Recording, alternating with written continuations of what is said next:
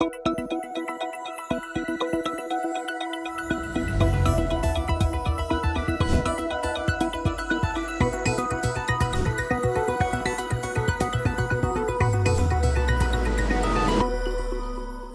dia a todos.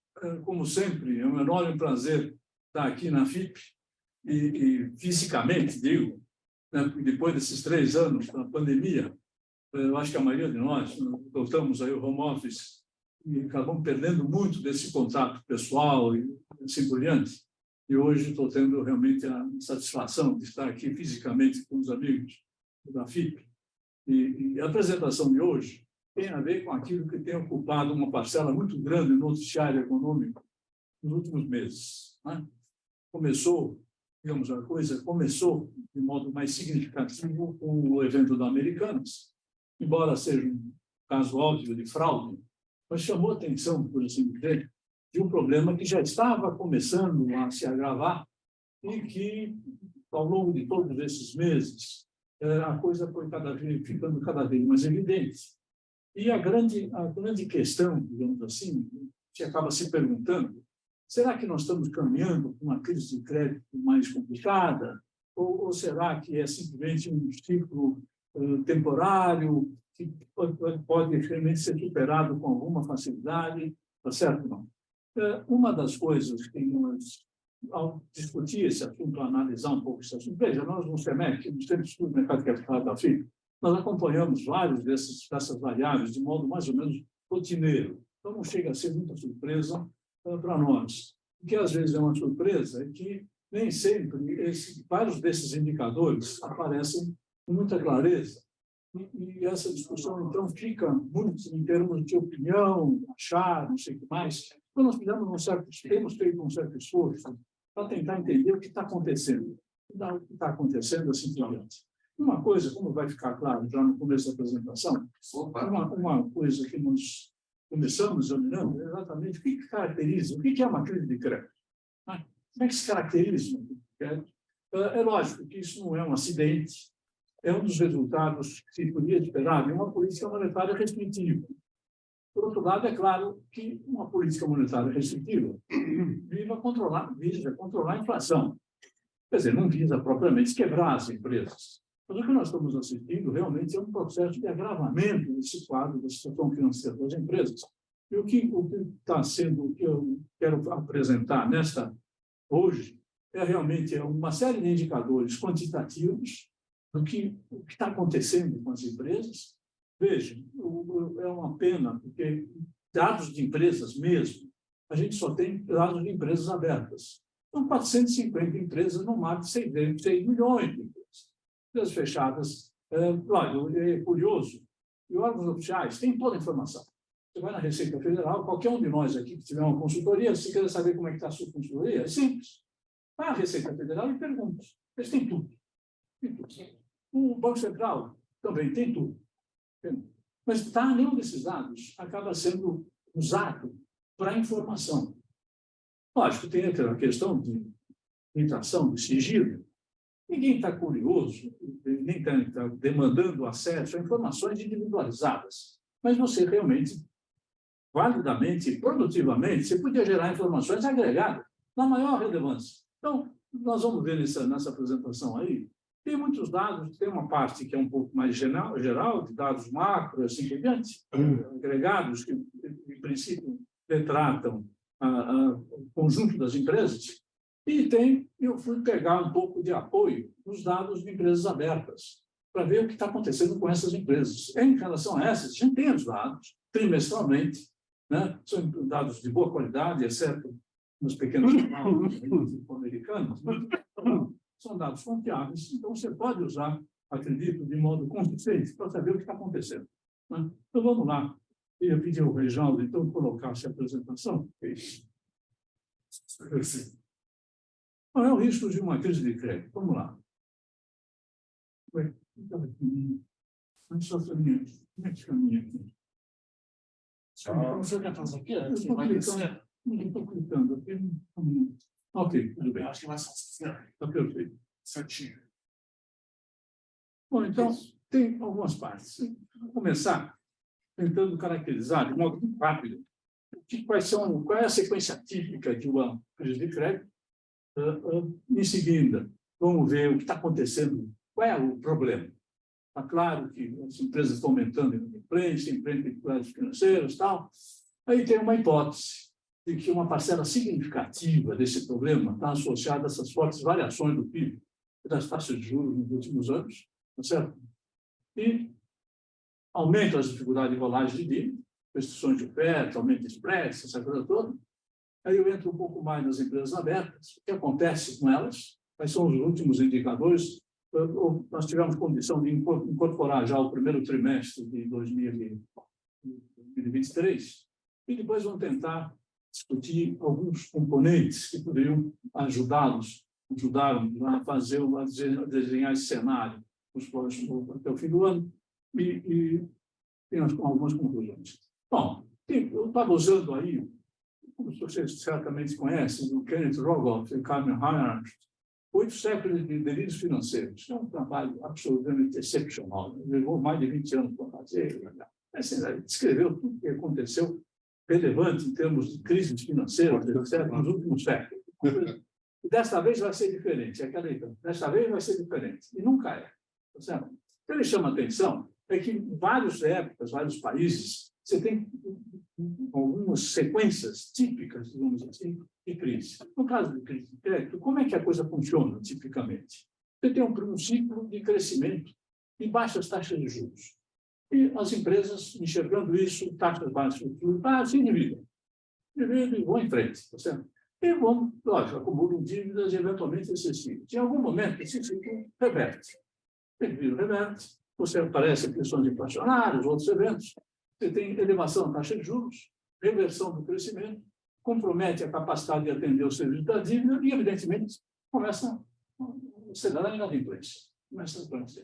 O que acontece com a inadimplência? Bom, à medida que aumenta a inadimplência, a percepção é de aumento de risco, seja por parte dos bancos, seja por parte do mercado de capitais, assim por diante. Então, seria uma quebra de confiança. E o que acontece? A crise acontece exatamente quando há um sinal extremamente relevante. As empresas começam a enfrentar uma dificuldade grande de rolar a dívida.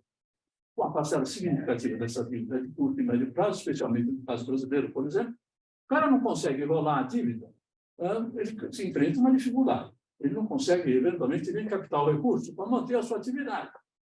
Você começa a restringir realmente a demanda, você restringe o investimento e, eventualmente, restringe a própria atividade de cotidiano assim, das empresas, assim por exemplo. É mais ou menos um desenho, digamos. Eu entrei nessa aí, porque, na verdade, o resto da apresentação, eu estou tentando identificar alguma semelhança, se é que eu posso dizer assim, entre aquilo que nós estamos enxergando com esse tipo de sequência dos últimos séculos de experiência de crise. Olha, é um certo exagero, porque nós estamos falando aí de um período relativamente curto, mas eu acho que existe uma certa semelhança. Vamos lá.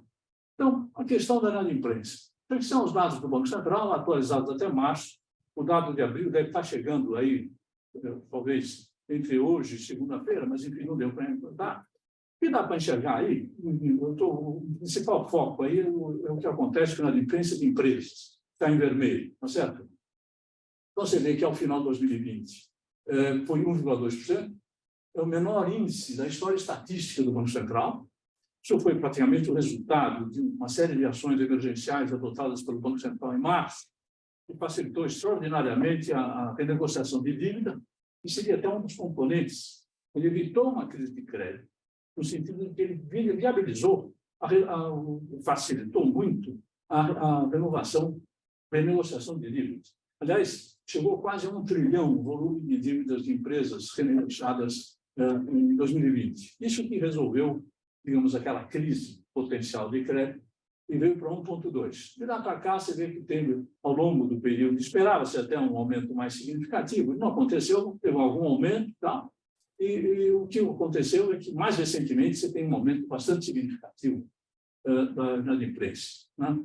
Então, é mais ou menos esse o registro. Lógico, aquele índice do Banco Central, ele é muito influenciado pelo tamanho das dívidas, o valor. Esse aqui não é, esse aqui é o número de empresas. Então, você vê que, realmente, nós estamos aí, nesse período, em fevereiro de 2023, que é o último dado, 6,5 milhões de empresas inadimplentes, que é um número até maior do que aconteceu no pico da crise da pandemia, segundo trimestre de 2020, que tinha 6.200.000, certo? Então, que acrescentou quase 300.000 empresas aí inadimplentes nesse período. Isso é generalizado. Certo? Então, esses são alguns indicadores da inadimplência. Um outro dado relevante, que o pessoal tem divulgado bastante, é o pedido de recuperação judicial. Lógico, como todo mundo sabe, existe uma certa defasagem. A empresa entra em inadimplência, tudo.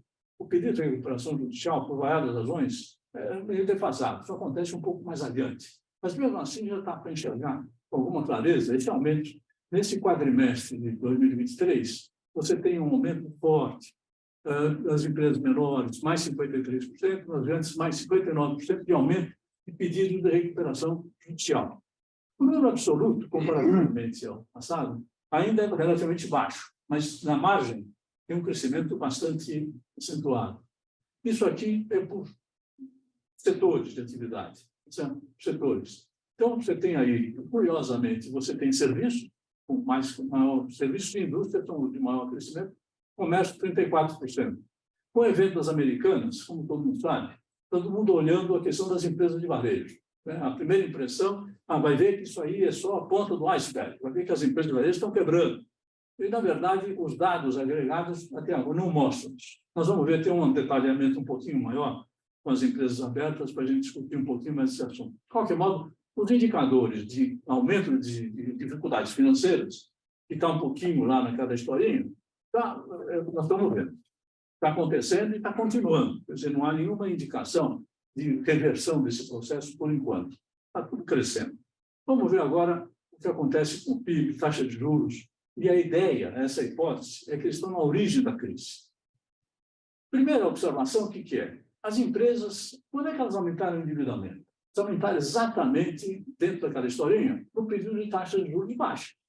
Então, você pegar ali, isso é o total das empresas, não é só as empresas abertas, o total das empresas, então, a dívida total das empresas. Então, você vê ali, eu vou chamar a atenção mais sobre o mercado doméstico e a parte internacional, em função das variações da taxa de câmbio. Vocês vão ver que, se você comparar, por exemplo, 2020, 2019 e 2020, com o 2022 ou 2023, você vê que caiu até um pouquinho o percentual em relação ao PIB, tá certo?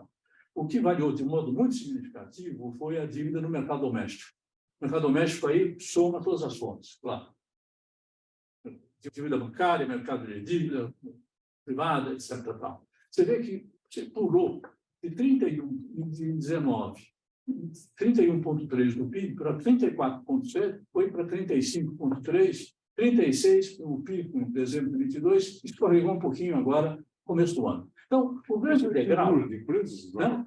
Número de empresas ou é valor? Não, isso é o valor. É uma estimativa do estoque de dívida de todas as empresas brasileiras, ok? Não. Por componentes, por fontes, tá certo?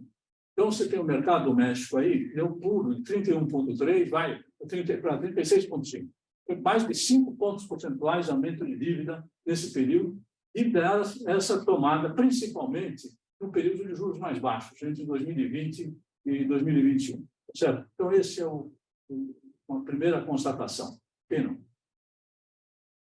Uma outra observação, o que aconteceu em seguida? Em seguida, teve esse pequeno aumento da taxa real de juros. A taxa real de juros escorregou desde 2015, estava em 9,14, isso é a taxa ex-ante de 12 meses, veio com um valor negativo, né, no final de 2020, e explodiu de novo para 8,5% real e tal, continua ainda em 7,7% real. Então, uma variação dramática das taxas de juros, das taxas reais de juros, que se refletiu no custo de dívida das empresas. Isso aqui é uma estimativa do custo de dívida de todas as empresas brasileiras por fonte. Então, você tem crédito bancário, recursos livres, é um pequeno aumento de 11,6 para 23,8. Ou seja, mais que dobrou o custo de dívida bancária daquelas empresas que pegaram dinheiro em 2021. A taxa preferencial brasileira, que pouca gente acompanha, que é aquilo que os bancos informam ao Banco Central, que é a taxa que eles cobram das suas melhores empresas. É uma prime rate brasileira, por assim dizer. Essa praticamente quase dobrou também, 8,2 para 15,9, mais ou menos. E você tem elementos. e teve um degrau talvez mais significativo, passou de 6,7 para 14, em termos reais. Então, isso aí é realmente uma fotografia do que aconteceu com o custo. Então, as empresas se endividaram fortemente com taxas baixas e, logo em seguida, se defrontaram com um aumento muito forte do custo de dívida. Muito forte do custo de dívida. Então, isso é mais ou menos o retrato que esses números estão mostrando. Um outro comentário importante é o seguinte: veja, o que acontecia em 2021 e assim por diante, principalmente em 2021. As empresas se endividaram fortemente, se defrontaram com um processo de recuperação muito forte, muito rápido, da pandemia. Já no terceiro trimestre de 2020, começou já a recuperação. E ao longo de 2021, o PIB cresceu mais de 5%. Portanto, e aí, junto com essa explosão do juro, você tem um desabamento da taxa de crescimento. Do ponto de vista das empresas, o que isso significa? As vendas passaram a crescer cada vez menos. Geração de caixa cada vez menor. E, junto com isso, está explodindo o juro e, evidentemente, as despesas financeiras. Isso não precisa ser muito sofisticado para enxergar. Está explodindo a despesa financeira. E se você está gerando caixa? Menos caixa. É óbvio que você começou a enfrentar aquela outra fase, daquela historinha lá. Você começa a enfrentar dificuldade de pagar, de atender o serviço da dívida. Aliás, o que nós estamos focando aí não é nem o serviço da dívida, é só juro. Ainda tem o problema do principal. Não? Muito bem. Então, é mais ou menos esse o quadro. Aí vem a outra etapa. Aumenta as dificuldades e rolagem da dívida. Você tem restrição da oferta de recursos e aumento dos spreads. Então, como é que isso aparece? Isso aqui é uma coisa que nós calculamos no SEMEC, que é a captação líquida de recursos. Qual é a ideia? O que nós pegamos? Por exemplo, só focando no negócio, crédito bancário. Nós pegamos uma diferença de saldo de um período para outro. Essa diferença de saldo contém vários componentes, certo? Você tem novas concessões, você tem resgates da dívida anterior, você tem a apropriação de juros sobre o saldo anterior e você tem, eventualmente, aquilo que é apropriado para o período. Essas outras séries, digamos, nós não temos, o Central não divulga essas outras séries. Então, isso aqui não pode ser entendido como uma estimativa precisa daquilo que entra no caixa do emprego, mas é um indicador. Então, você vê o que acontece nesse período, você vê o pico lá, isso aqui está em bilhões, eu vou mostrar em seguida em porcentagem do PIB, mas o pico de captação líquida, em 3 meses terminados em setembro de 22, foi 233 bilhões.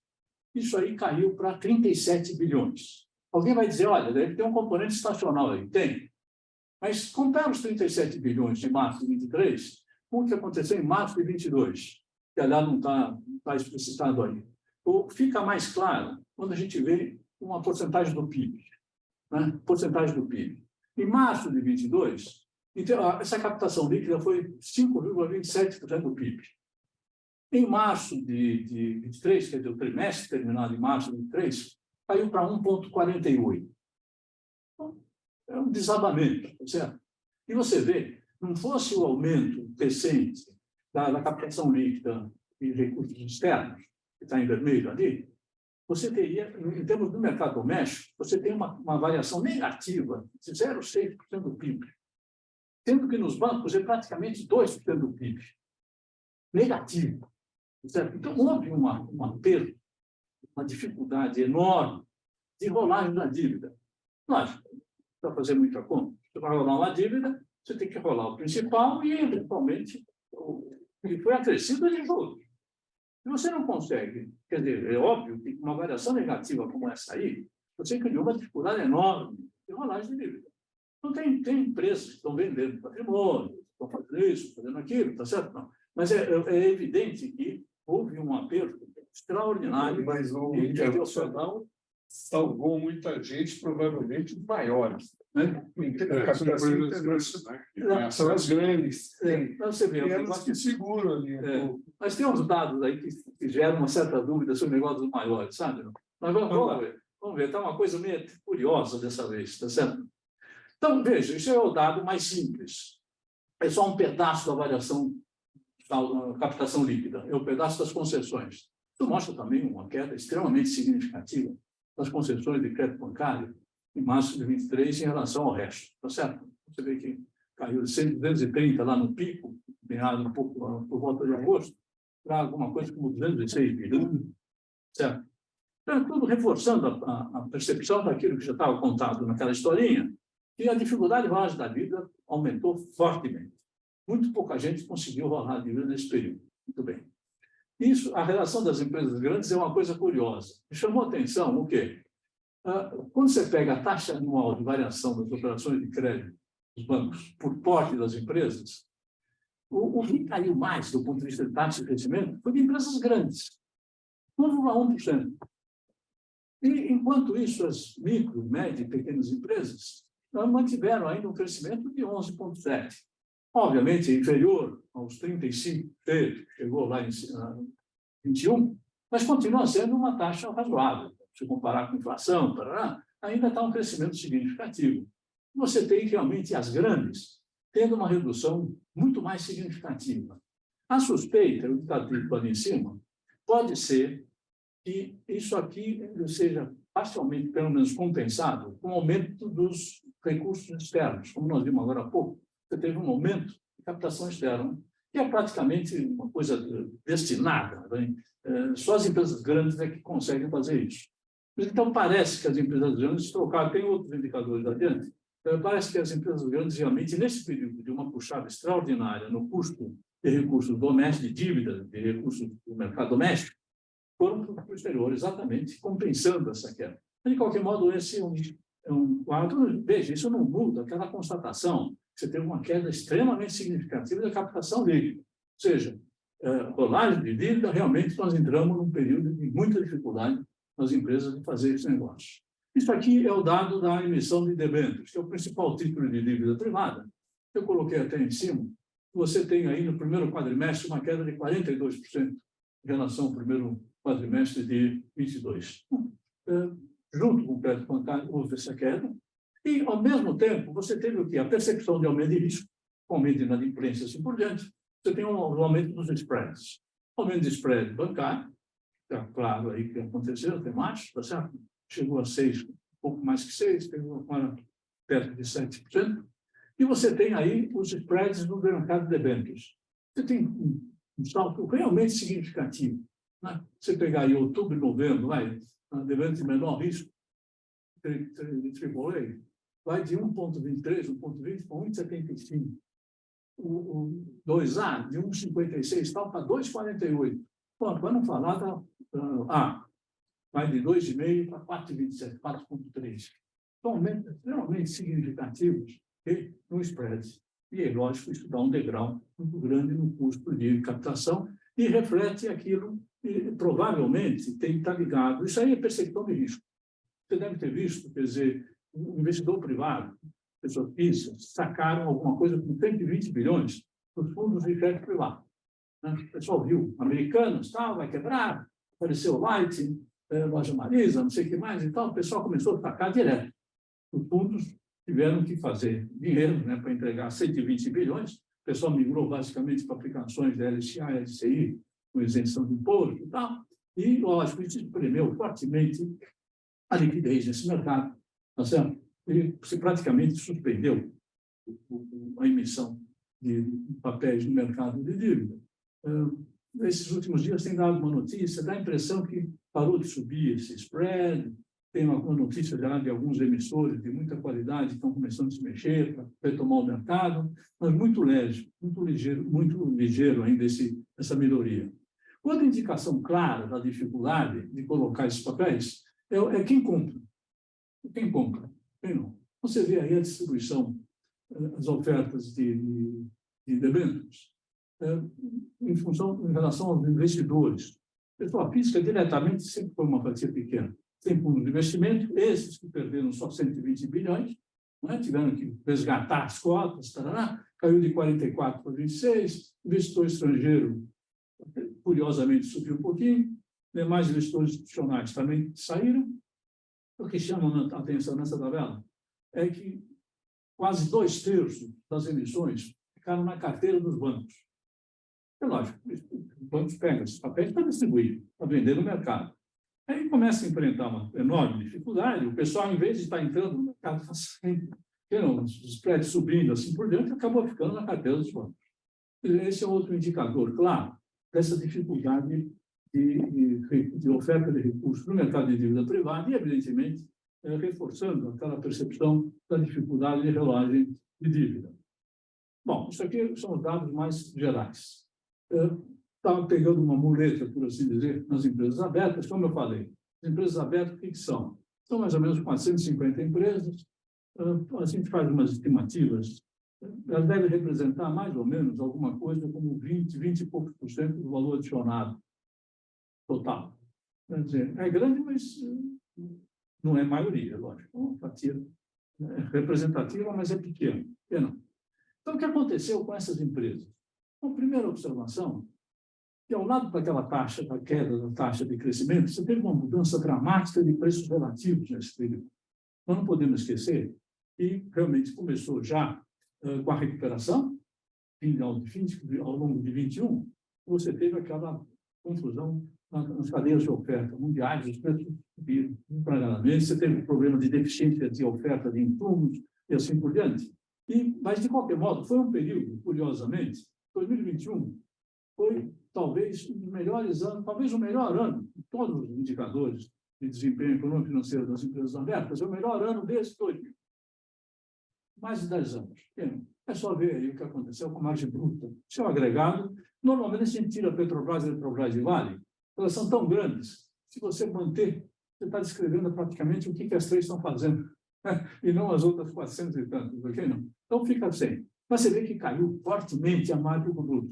Foi de 27,7 para 24,9. 24,9 é o menor número, é o número que está empatando com 2015, que foi o pico da outra crise. Não? Então, realmente foi uma queda forte que nós estamos observando. Muito bem. O que aconteceu, então, do lado da dívida? Aqui tem uma comparação entre todas as empresas abertas, menos aquelas três, e o comércio varejista, as empresas do comércio varejista.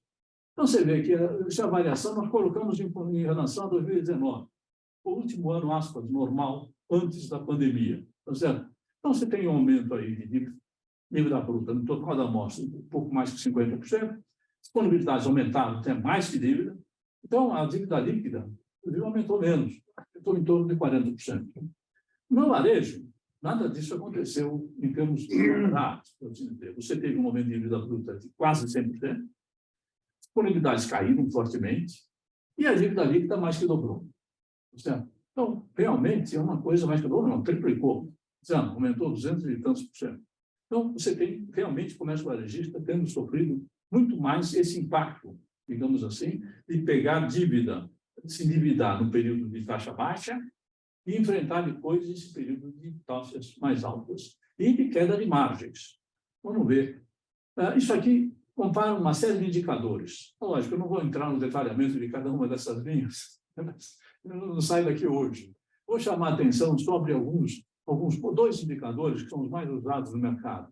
Você tem dívida líquida sobre geração de caixa, sobre EBITDA, que em 2019 era 2,04. Foi para 1,82, até melhorou a dívida líquida no conjunto da amostra dele. E o outro indicador é o letra E ali, EBITDA sobre despesa financeira, que é a cobertura de despesas financeiras. Quando que a geração de caixa consegue cobrir a despesa financeira? Piorou um pouco, veio de 2,24 para 2,03, tá certo?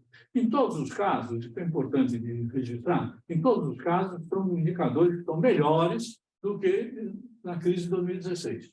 Em todos os casos. Dívida é menor, cobertura é melhor e assim por diante. Quando você chega no comércio varejista, aí a coisa muda um pouquinho. Quer dizer, a dívida líquida sobre a EBITDA vem de 1,05 para 1,8 praticamente, se aproxima de 1,97 em 2016, mas não chegou lá. E você tem EBITDA sobre despesas financeiras, que veio de 2,51, caiu para 1,49, tá certo? Ainda está melhor que em 2016. O 1,08, o que significa? 1,08 quer dizer que a receita, a geração de caixa, que vai um pouco acima da despesa financeira, mas quase matou. Mais um pouquinho já ia para baixo, no agregado, digo, no agregado. O que chama atenção aí, depois nós vamos voltar a esse ponto, nós fizemos o quê? Nós houve uma mudança muito forte na composição da dívida das empresas de varejo entre fornecedores e dívida financeira. É uma coisa que está no miolo, por exemplo, do problema das Americanas. Americanas, que fazia aquele negócio de risco sacado, como é que funciona essa operação? O cara, digamos, tem os fornecedores da Americana, está lá registrando um passivo para os fornecedores. Estou chutando, vamos supor que 90 dias. Aí o que ele faz? A Americanas usa esse negócio, o banco paga o fornecedor e estende o prazo. Ele transforma uma dívida do fornecedor numa dívida de banco, tipicamente em prazos maiores, tá certo? E assim foi rolando. Acontece que a Americana não registrava essa mudança, pequena mudança, cada 100 reais que saía da conta de fornecedores e tinha que entrar na dívida financeira, parece que não entrava, por uma razão bem misteriosa, sei lá. Então, resultado, a Americana, aí abriram a caixa preta, primeiro descobriram, acharam que era 20 e poucos bilhões, pegaram em 47, né? Um negócio pesado. Bem, mas no caso específico do comércio como um todo, aí não tem lojas americanas, hein? Nós não botamos a balança em lojas americanas daí, porque não adianta nada, você acaba distorcendo os negócios. De qualquer modo, uma coisa que chama muito a atenção, quando você soma esses dois componentes de dívida, você vê, é a letra D, quando você soma dívida líquida mais fornecedores sobre geração de caixa, você tem uma constância ali 3,8, 3,65, 3,79, está vendo? Não? Então, a dívida total, fornecedores mais banco, praticamente não se altera. Continua sendo inferior a 2016. O que você tem é uma mudança muito forte de composição. A dívida bancária passa de 1,05 para 1,79, mas os fornecedores caem de 2,76 para 2. Então, se mudou fortemente a composição. E nós até tentamos ver qual a implicação disso com esse resultado, mas é muito complicado, porque os dados, o balanço não tem tanto detalhe para fazer esse tipo de análise. Mas estou chamando a atenção para esse ponto. Isso mostra também, em algumas análises, só focam a dívida financeira. Então, olhando só a dívida financeira, vai com isso, o pessoal está indo para o buraco. Tomar muito cuidado com essas conclusões rápidas para problemas complexos, tem mudança no meio. Então, não dá para dizer que uma coisa tão dramática, digamos assim, de deterioração no quadro de endividamento das empresas quando você considera fornecedores e bancos.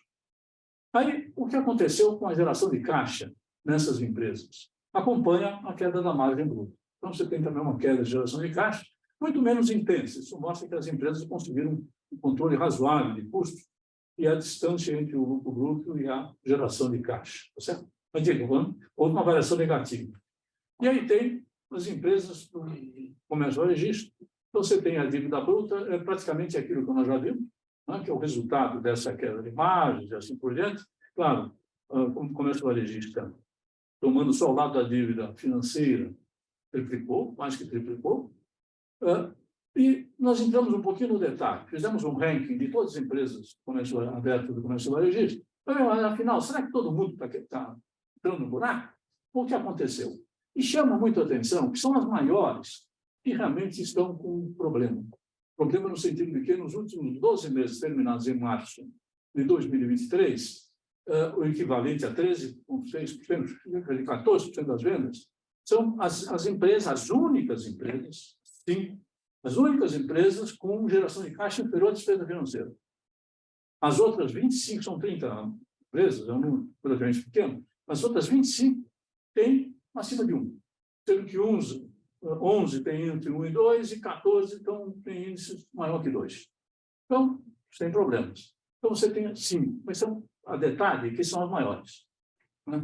Tem Marisa Lojas, não é tão grande, mas, enfim, você tem a Companhia Brasileira de Distribuição, o antigo Pão de Açúcar, esse negócio todo, você tem a Via Varejo, Magazine Luiza e Brands, que são as maiores. Somando as vendas delas todas, dá em torno de 14% no total. Então, são essas empresas que estão compondo. Lógico, não é pouco, mas é diferente daquilo que, frequentemente, a leitura de noticiário sugere. É como se o varejo estivesse quebrando inteiro. Realmente não é verdade. Mais adiante, nós levantamos uma certa hipótese das razões pelas quais são exatamente as grandes que estão com um pouco de mais problemas. Então, você tem aqui que é essa hipótese. Por que será que o varejo se endividou tanto? Realmente você tem dívida, inclusive dívida longa, essa coisa toda. Então, a percepção é a seguinte, vamos ver o que aconteceu com o investimento. A gente tem um indicador de investimento aí, que é a diferença de saldo no ativo entre o ativo imobilizado e os ativos intangíveis, a variação disso de um momento para o outro do estoque. A estimativa do fluxo de investimento em termos nominais, né? Quer dizer, conceitualmente é parecido com a formação bruta de capital fixo, né? A nível de balanço, tem milhões de problemas aí, mas se eu começar a falar desses problemas, eu não vou usar nenhum número, mas enfim. Para ficar claro aqui que o comércio, imagina, foi o setor que mais investiu nesse período. Mas, que coisa curiosa, como é que ele mais aumentou, é que mais investiu, mais aumentou o investimento. Então, a percepção, o que é? A percepção é que, nesse período, você teve uma verdadeira revolução no varejo. Você livrou de venda de loja, de um momento extraordinário de venda na internet, esse negócio todo, né? Então, isso implicou a necessidade dessas empresas, principalmente as grandes que fizeram esse investimento, de reformular completamente o seu modelo operacional. Tiveram que investir pesado em logística, sistemas, marketing, etc. Isso envolveu um investimento muito pesado. E se endividaram exatamente naquele período de juros baixos e no período de recuperação.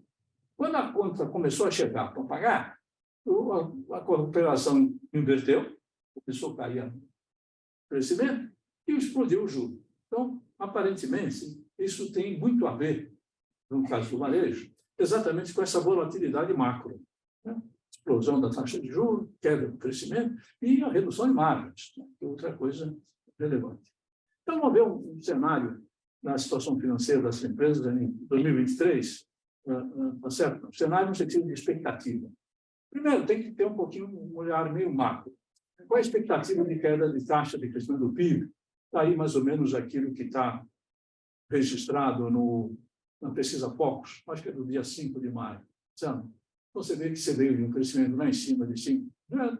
Caiu para 2,9 aqui, a expectativa de mercado está em 1,15, aparentemente está meio pessimista, uma parte dos bancos estão revendo para cima, porque o primeiro trimestre ficou muito forte, estão olhando para 1,5, 1,8, tá. Mas, de qualquer modo, é uma queda na taxa de crescimento. O que acontece com a expectativa de juro real é o que está aí, né? O juro real, a expectativa de queda da Selic vai só para setembro, só que nesse período a expectativa de aumento de preço tem caído, então a taxa real ex-ante ainda sobe, é 8,7, para começar a cair depois, certo? Então, isso é mais para dar uma ideia, quanto tempo vai levar para, eventualmente, você ter uma situação mais, menos difícil em termos de despesa financeira, juros e assim por diante, tá certo? Então, isso começa a escorregar mais de setembro, fim do ano, 2024, tá certo? É bem mais adiante. O mercado, isso é muito importante, tá certo?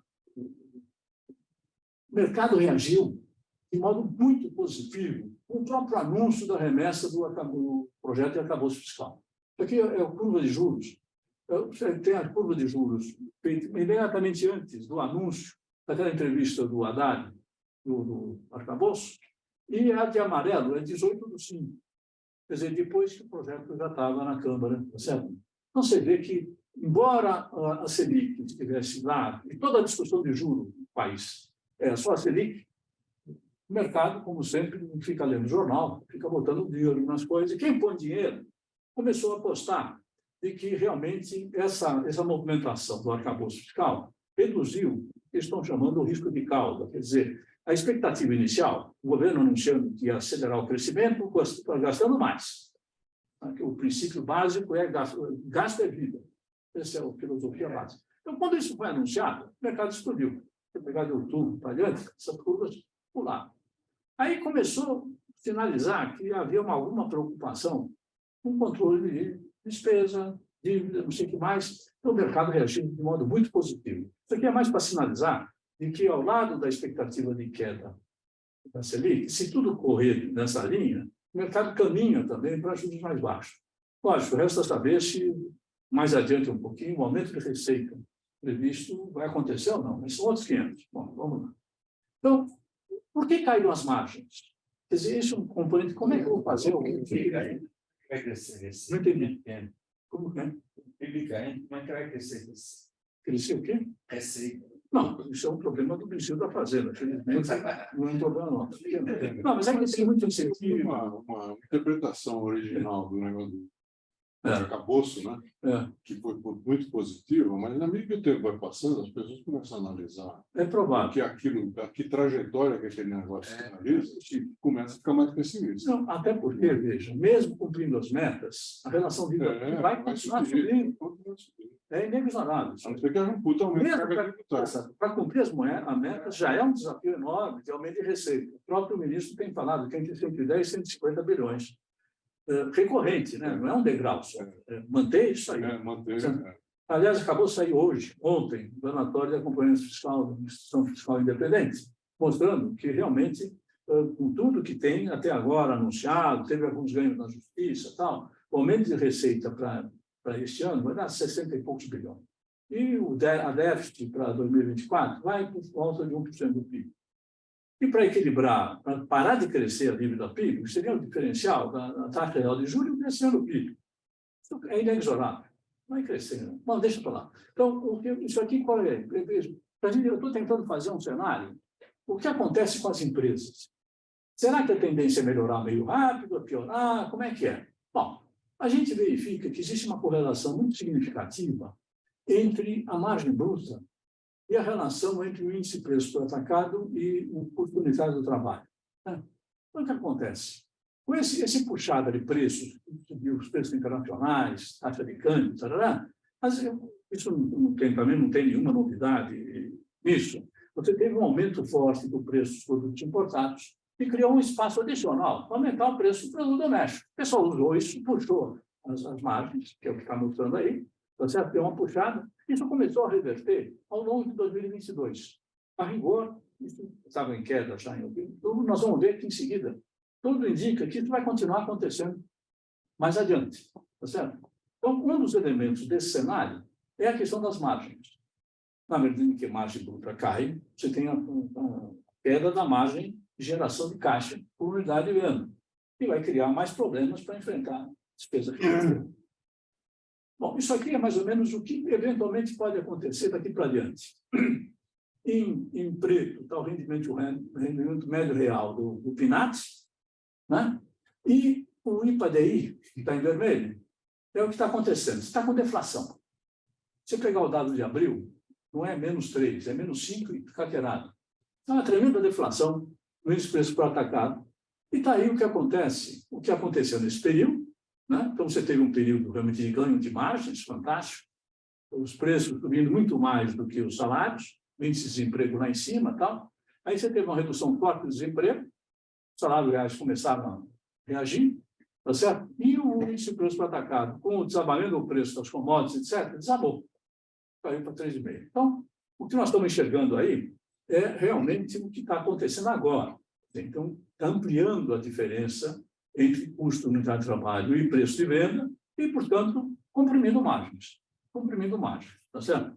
Então, o que acontece daqui para adiante? Lógico, isso é uma tendência que aparentemente se mantém. Até o momento não há perspectiva de reversão de preços internacionais, não sei o que mais e tal. Quer dizer, ainda hoje está saindo a notícia de uma recessão, né? Aliás, retomou a Covid na China. Covid na China. Bom, e tem aí os dados do salariômetro, que o Hélio faz, como sempre, com aquela competência, e está aí o que aconteceu, o que tem acontecido com a parcela, com os acordos salariais. Você tem, nos últimos 2 meses, no último mês, quase 80% dos acordos estão saindo acima do INPC, com aumento do salário real. Certo? Então, isso reforça, mais uma vez, a percepção de que essa tendência de queda de margens está aí. Vai acontecer nos próximos meses, não sei por quanto tempo, mas aparentemente nos próximos meses ela está mais ou menos garantida, não é certo? Não. E isso aqui mostra, dá o quadro mais ou menos do que acontece. Então, o foco aí é só um indicador. O indicador, o que é geração de caixa versus despesas financeiras, e o que está no gráfico é a taxa de crescimento anual de cada um desses 2 componentes e o resultado. O resultado está em vermelho, que é o indicador. Ele estava em 3,3 lá em cima, que não. Em meados de 2021, como eu disse, é o melhor ano da década. Aí começou a escorregar, tal, isso é o total das empresas, caiu para 1,8. Essa queda, é lógico, está associada ao numerador ou denominador, diria um matemático brilhante. Então, você tem o numerador, a taxa de despesa, a taxa de crescimento de despesa financeira caiu um pouco. Vai cair, é lógico, porque você estabilizou mais ou menos o custo, e à medida que você vai caminhando no tempo, essa taxa vai caindo. Está lá em torno de 36% o aumento de despesa financeira das empresas abertas. E você tem em azul a variação, taxa de crescimento anual da geração de caixa. Então, você vê que está negativa. Né? Ela estava subindo lá 46% em 2021, escorregou, tal, agora está em 7,2%. Veja, isso é nominal, hein? Isso é nominal. Não tem nenhum ajuste de preço, nada, é nominal. Então, esse é o conjunto. Outra pergunta é, escuta, será que todos os setores, vai ver que tem algum outro setor assim, vai ver que a maioria está bem, sei lá, vamos ver o que acontece com os setores. Então, aqui eu começo varejista. Curiosamente, é aquilo que tem o foco, supostamente é o pior. É uma coisa curiosa, você tem ainda despesa financeira crescendo quase 60%, lá 59%, mas você teve uma certa reação na geração de caixa, está crescendo 21%. Está bem abaixo ainda do crescimento, mas já é uma variação positiva. Né? E como todo mundo sabe, os dados do comércio agora de março nos surpreenderam positivamente. Né? O próprio índice lá de PIB, do Banco Mundial, o BCBR, deu um crescimento já da ordem de uns 3% anual. Então, houve está havendo uma certa reação, certo? Reação essa também que não chega a ser muito surpreendente, porque você teve um aumento muito forte de renda real. Né? Que é aquilo que nós acabamos de mostrar. Aumentou a massa de renda real, está em torno de 7% acima do passado. Então, apesar da dificuldade de financiamento, tal, de bens duráveis, imóveis, tal, o que está aumentando mais forte é aquele tipo de demanda, tipicamente compra à vista. Alimento, confecção barata, essas coisas todas, tá certo? Vamos ver agora o outro setor. A indústria, eu diria que é o pior dos mundos. A indústria, o índice estava em 4,6, desabou agora para 2,1, e aparentemente vai continuar caindo. A taxa de crescimento está em 27,8 de despesa, e você tem uma queda de geração de caixa de 21%. Então, aí, nos próximos meses, está garantido, quer dizer, garantido. Não tem condição de reverter isso aí com muita velocidade, não é certo? Os custos financeiros continuam mais ou menos iguais e você tem uma queda. Pode dar uma melhoradinha, como eu disse, esse primeiro trimestre andou um pouco melhor, pode ser que nos próximos meses essa taxa deixe de ser tão negativa e, eventualmente, vai se aproximando de zero, sei lá como é que é. Mas, enfim, de qualquer modo, nos próximos 3, 4 meses, parece que não tem muito milagre para acontecer. Serviços, de modo até um pouco surpreendente, como vocês sabem, os serviços, em termos de inflação, os preços continuam puxando firme, não? Você tem aí um quadro parecido. Né? Você tem despesa financeira crescendo praticamente 40%, e você tem a geração de caixa em torno de 5%. E aí, em relação ao futuro, a única coisa que nós trouxemos aqui é a projeção que a própria Febraban faz no crédito para a pessoa jurídica. Quer dizer, ele está, como nós vimos lá, houve uma queda forte, na média está crescendo só 3,7%, obviamente muito abaixo do que seria para fazer a rolagem de dívida. A projeção da própria Febraban para dezembro é isso, para ir para 5,1%. Ou seja, ao longo desse ano, aparentemente, pelo menos na expectativa da própria Febraban, a oferta de crédito bancário vai ser muito limitada em termos de crescimento, tá certo? Então, bom, nesse quadro todo, tentar ensaiar umas conclusões aí. Bom, primeiro, os dados, como nós vimos, sugerem uma sequência de crise de crédito. É curioso que aquela ligação lá do primeiro slide parece que é meio parecido. Não sei dizer se é igual, mas é meio parecido. As empresas endividaram com juros baixos, num período de recuperação de crescimento. Você teve inflação, juros altos, menos crescimento, cresce, aumenta a inadimplência. Você tem dificuldade de rolagem da dívida, bancos, mercado de capitais, e você tem uma expectativa de lenta redução de juros, portanto, uma expectativa de continuidade e aumento de inadimplência. É mais ou menos isso aí. As empresas abertas, agora, olhando agora só as empresas abertas, até o primeiro trimestre de 23, você tem um aumento da dívida líquida sobre geração de caixa, você tem a queda da cobertura de despesas financeiras E tem a redução de margens, com queda da relação do IPA com o custo unitário do trabalho. Mais ou menos a fotografia das abertas. O cenário das empresas abertas é mais ou menos aquilo que nós acabamos de ver. O crescimento de despesa financeira é maior do que a geração de caixa, em todos os setores. Lógico, não quer dizer que todas as empresas tenham assim. Como sempre, o impacto da pandemia, o que nós aprendemos, é que é extremamente diferenciado entre setores, entre empresas e entre empresas do mesmo setor. Então, é uma coisa enorme, tá certo? Mas, de qualquer modo, esses níveis de dados agregados por setores é o que está dito ali. A despesa financeira continua crescendo mais do que geração de caixa. Na indústria, a geração de caixa tem variação negativa, que está pior, por assim dizer.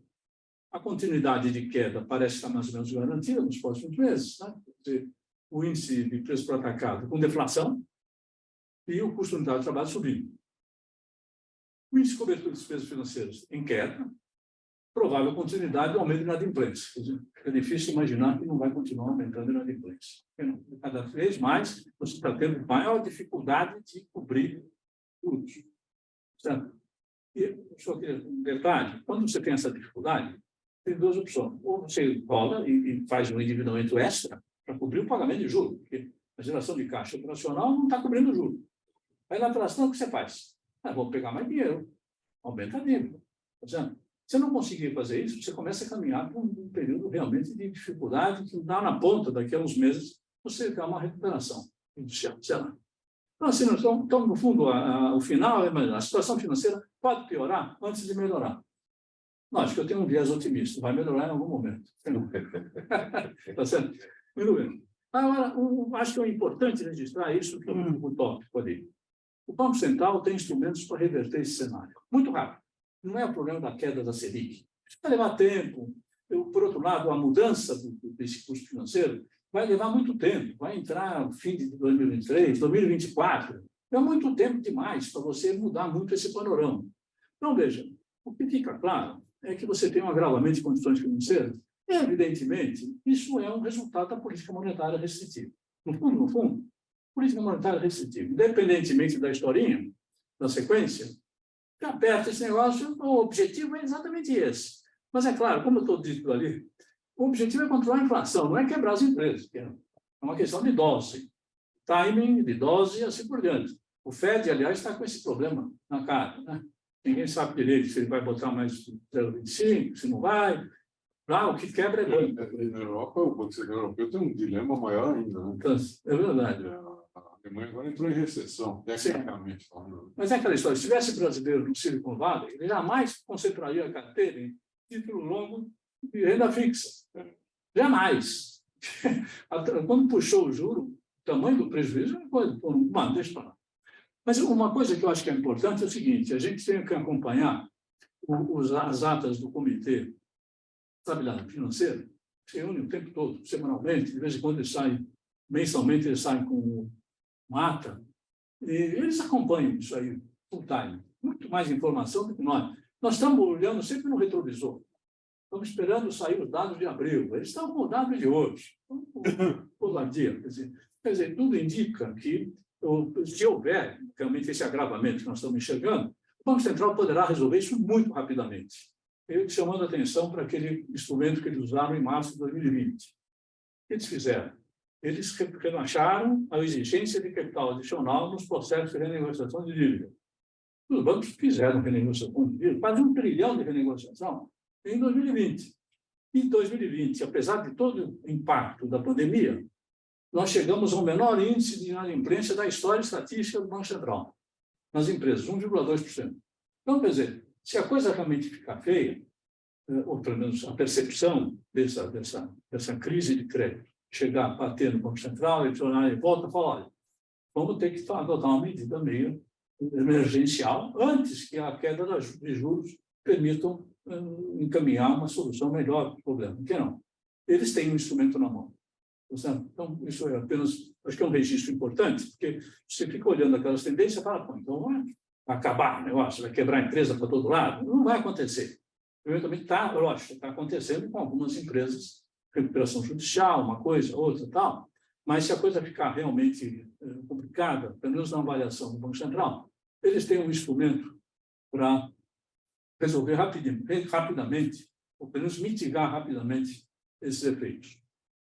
Muito obrigado. Eu tinha posto aqui, inclusive, a equipe da FIP, além de eu mesmo, que sou coordenador, o Lauro Modesto Santos Júnior, que é o economista sênior do SEMEC.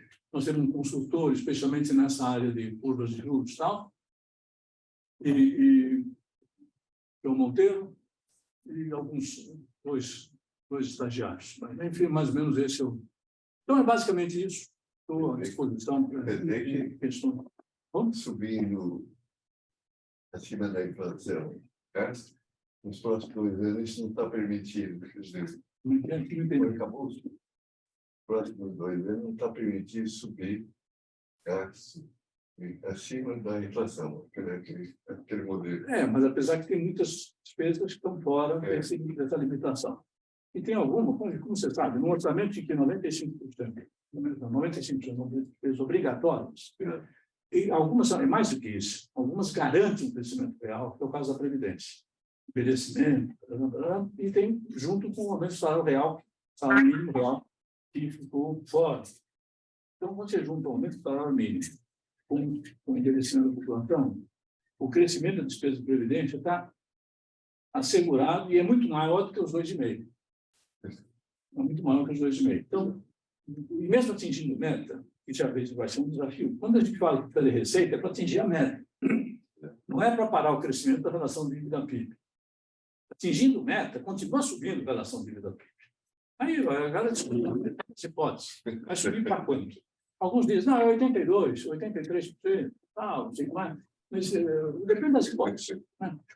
Depende das hipóteses.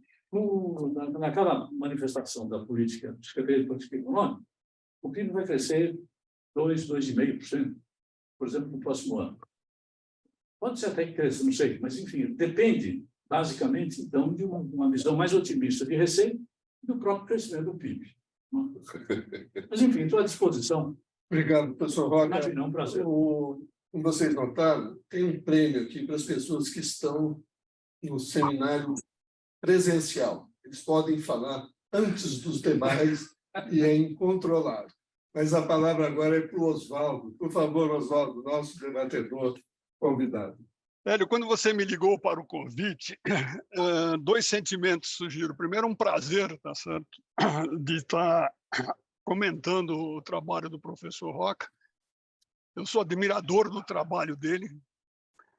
Ele apresenta números, fatos, que é muito difícil de contrapor, e de uma forma bastante estruturada, né? O que gera um desafio. De qualquer maneira, vamos ver o que a gente coloca aqui para enriquecer o debate. A primeira coisa que eu gostaria de falar, Roca, nós calculamos aqui diariamente um índice de condição financeira. E esse índice está perfeitamente consistente com o quadro que você apresentou. Ele está na área restritiva em um valor historicamente elevado. Nós consideramos várias dezenas de variáveis, mas você tem claramente aí a taxa de juros como um vetor principal. A taxa de juros, considerando a expectativa de inflação, como você bem mostrou, na casa de 7, 8, é significativamente elevado. Por outro lado, na verdade, você está sempre frente a uma crise de crédito. Na hora em que a própria origem da palavra crédito, né, quando você empresta um recurso, é porque você crê, né? E você pode estar errado nas suas avaliações. Então, a questão prática não é se teremos ou temos ou estamos tendo, é qual o time em que isso ocorrerá. As crises, o time das crises, elas têm quase uma impossibilidade lógica de serem previstas, porque se elas fossem capazes de serem previstas, não haveria crise. Por quê? Porque os agentes econômicos tenderiam a se ajustar rapidamente a essa situação. Contudo, a sensação que eu tenho, acompanhando e discutindo e participando das reuniões, inclusive com o governo, sobre a avaliação da situação hoje, é que o pior já passou. O que eu estou chamando de pior? Houve é óbvio que o objetivo do Banco Central ao subir a taxa de juros é reduzir a taxa de crescimento dos empréstimos. Quando a taxa de juros sobe pelo Banco Central, ele está dizendo para o sistema bancário, cuidado, não empreste. Isso tem um delay, né? E coincidiu com alguns outros fatos. A própria subida de taxa de juros nos Estados Unidos também. 2, uma mudança política que não é simplesmente uma mudança de governo, é uma mudança de visão de governo, o que gerou, pelo menos nos projetos de longo prazo, uma paralisia por demanda de crédito. Então, o estoque de crédito sofreu impactos de oferta, mas também sofreu parcialmente impactos de diminuição de demanda. As pessoas procuram adivinhar qual é a política que vai ser seguida por esse governo para retomar seus investimentos, né? Contudo, agora nós temos alguns pontos positivos. Um deles é que nós não temos crise cambial à vista, não só pelas nossas reservas, mas pelo déficit de transação que está facilmente financiável. Isso resolve um problema enorme, porque se as 3 coisas que eu coloquei, taxa de juros alta, incerteza com relação ao futuro e taxa de juros lá fora elevada, nós tivéssemos um cenário em que você enxergasse uma crise cambial à vista, aí realmente a gente poderia apostar firmemente no aprofundamento da crise. Isso não está no cenário, né? As crises, elas vão sendo gestadas e geralmente é um fator que detona. É o comportamento de manada. A manada vai indo direitinho lá para o matadouro, eventualmente acontece qualquer coisa que dispara. Esse começo do ano, o evento das lojas americanas, tá, serviu para piorar significativamente as expectativas de crédito. Aqui vale 2 comentários. Como nós somos parte nesse processo, eu não posso fazer comentários específicos, mas claramente está mais para um problema de não honestidade contábil do que simplesmente uma questão macroeconômica. Mas não importa, isso detona uma reação dos ofertantes de crédito e as condições financeiras vão apertando. Por exemplo, você citou, e corretamente, o evento Americanas fez com que investidores, pessoas físicas, tivessem perdas nos seus fundos de crédito e, consequentemente, começaram a sacar desses fundos, o que reduz a oferta de crédito instantaneamente. Além disso, a pergunta que se fez, motivada por isso, se isso era um problema localizado ou um problema estrutural. A questão da falta de honestidade intelectual, contábil, a gente pode dizer que é localizado. Mas o fato é que o comércio varejista ele vem estruturalmente, já há algum tempo, sofrendo uma concorrência implacável das plataformas, inclusive das plataformas internacionais. Não dá para competir.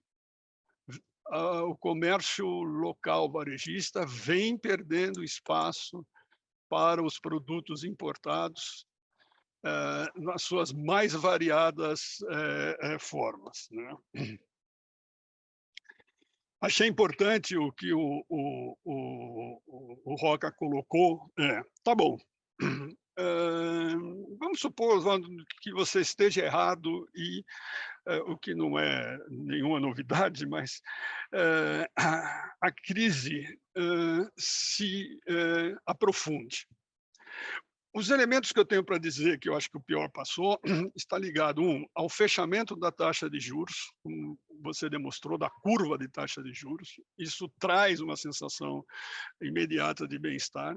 2, as operações de renda fixa no mercado de capital já começam a ser feitas, os IPOs ainda não. E, curiosamente, os IPOs não estão saindo, não é simplesmente por falta de interesse de investidores. É que a memória do preço dos múltiplos das empresas que foram vendidos antes de tudo isso acontecer, leva um tempo para o acionista se acostumar com o novo preço em onde ele consegue recursos. Mas, a um determinado preço, já começa a haver interessados, né? A outra coisa que aconteceu e ajudou a formar esse quadro é que a participação do mercado de capitais no financiamento das pessoas jurídicas, que em 2015 era alguma coisa em torno de 6%, dos recursos livres, né? Estou comparando recursos livres com o mercado de capital, chegou a 20 e poucos %. E esse é um mercado que reage muito mais rapidamente do que o mercado bancário. O mercado bancário, na hora que ele concede um crédito, ele tem garantias, ele tem negociações. O mercado de capitais, com receio de default, ele simplesmente fecha. O investidor toma a decisão de não comprar mais. Mas isso está começando a vir à frente. Mas suponha que realmente a gente vai enfrentar aí uma crise, e aí eu concordo com o Roca. Ainda nós temos muitos instrumentos por parte do governo. Nós temos um nível altíssimo de compulsório das reservas bancárias comparado com o resto do mundo, que foram usados e muito bem usados lá na crise de 2008. O nível de capitalização do sistema financeiro está acima do regulamentar, que é em torno de 11%, está em torno de 16%. As perdas das lojas americanas foram, na sua grande maioria, já absorvidas no balanço do ano passado, né?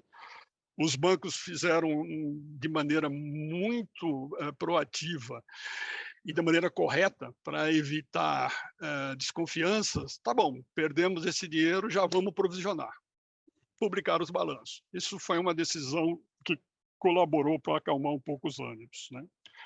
O Banco Central agora detém, por lei, a possibilidade de operar títulos privados, que aconteceu parcialmente na crise, de maneira que a gente tem aí uma quantidade de ferramentas que estão aí no estoque para serem usadas, né? Essa questão macroeconômica, ela ainda vai perdurar. A gente imagina, e concorda, Carlos, que a queda da taxa de juros tende a ser mais lenta do que a deflação que está ocorrendo. Por outro lado, a gente percebe já uma queda no preço dos insumos ex-mão de obra. Por exemplo, o frete, que na pandemia, antes da pandemia era $2.000 o container, chegou a $12.000, já voltou para $2.000 novamente. Nós estamos assistindo uma queda significativa no preço de algumas commodities grãos, né? Uma hora isso vai bater aí no alimento. Ainda não bateu. A dúvida se o arcabouço fiscal é capaz de dar uma tranquilidade no crescimento da dívida, essa não existe. O mercado já coloca nas suas expectativas que a relação dívida-PIB vai continuar a subir durante um tempo. Mas o arcabouço, que é muito dependente de receita, ele é o que a gente chama aqui de que eliminou o risco de cauda. Ou seja, tem pelo menos alguma regra aonde em torno dela você pode ser discutida as medidas para corrigir a trajetória. Comparado a anos atrás, o monitoramento do Banco Central sobre a rigidez do sistema financeiro melhorou muito. Eu diria que dentro dos principais bancos, diariamente, existe um representante do Banco Central acompanhando o fluxo de caixa diariamente. Com relação aos bancos médios, aí nós poderemos ter algumas dificuldades, dado, por exemplo, a decisão do governo de ter baixado a taxa de consignado. Aí, Carlos, eu faria duas sugestões que poderia ajudar um pouco a entender mais o mercado de crédito. Seria analisar a questão das garantias do crédito. Na verdade, crédito é garantia. Se o sistema de garantia não funciona, o crédito será sempre um crédito atrofiado. E a outra questão é o prazo dos empréstimos. O crédito bancário do Brasil é de muito curto prazo. Por que ele é de muito curto prazo? Pelo simples fato de que o passivo também é muito curto. A grande maioria dos depositantes dos bancos, não estou falando do depósito à vista, fazem aplicações com liquidez diária. Logo, você não tem como fazer empréstimos de longuíssimo prazo que ajudaria a mitigar variações, as consequências de variações macroeconômicas, porque o passivo é de curto prazo. Aí você fala, bom, esse é um assunto que discuto há pelo menos 40 anos. E por que o passivo do Brasil é de curto prazo? A oferta de recursos financeiros no Brasil é de curto prazo. Um motivo muito simples. O agente econômico pensa. Com a nossa volatilidade, o risco para você alongar a sua indisponibilidade financeira custaria muito caro. De maneira que esse é um problema estrutural. Com relação às garantias, veja, por exemplo, o crédito consignado, que é de pessoa física, é um crédito que já está na casa aí dos 500 bilhões de reais, ficou muito importante na economia, é a taxa mais baixa para a pessoa física e é uma inadimplência, tá certo, assim, residual, porque o mecanismo de garantia ali funciona. Isso funciona também no financiamento de veículo. Agora, nos créditos em que você encontra dificuldade de execução, ela tende a ser mais cara e mais curta. No caso brasileiro, isso é um estudo que eu encomendei lá pela Febraban alguns anos atrás, comparado com alguns países, a questão da garantia no Brasil é a seguinte: enquanto na média dos países peer group do Brasil recuperam para cada R$100 inadimplidos R$60, no Brasil recupera-se R$16. Enquanto se leva lá fora, em média, 2 anos para executar uma garantia, no Brasil se leva, em média, 4 anos para recuperar a garantia. Estudar as garantias do sistema de crédito ajuda a dar um bom entendimento do funcionamento do sistema de crédito. Hélio, a bem do tempo, eu teria muito pouco a acrescentar das observações ao trabalho do professor Roca e me coloco à disposição. Obrigado, Oswaldo. Brilhante, como sempre. Professor Roca, tem a palavra de novo para réplica, se é que é essa a palavra. O primeiro, evidentemente, eu gostaria de cumprimentar o Oswaldo de Assis com esse banho de realidade que ele está trazendo, participando diretamente, tá certo? Do sistema financeiro, do banco, e assim por diante. Eu tenho algumas observações. Primeiro, o statement básico é que o pior já passou. Né? O pior já passou. Alguns dados que nós pegamos aí mostram que eu tenho algumas dúvidas sobre isso. Tenho algumas dúvidas. Concordo de que tem os primeiros sinais de retomada do mercado de capitais, né? Já tem algumas empresas se movimentando, mas como nós vemos aí, são as empresas de menor risco, né? E é um começo, em última análise, facilitando aquilo que nós focamos, digamos assim, que seria colagem da dívida. Então, eu tenho alguma dúvida, inclusive aqueles indicadores de crescimento da despesa financeira versus geração de caixa, não dá para virar instantaneamente. Lógico, não quer dizer que vai continuar acontecendo aquilo que está lá desenhado. E a taxa de crescimento da despesa financeira, dada a estabilização do custo financeiro, essa taxa vai cair necessariamente, né? Porque está mantendo estável, né? E está com dificuldade de aumentar a dívida. Portanto, despesa financeira, a tendência da taxa de crescimento vai ser de queda, sabe? Agora, a distância ainda é muito grande em relação ao crescimento da geração de caixa.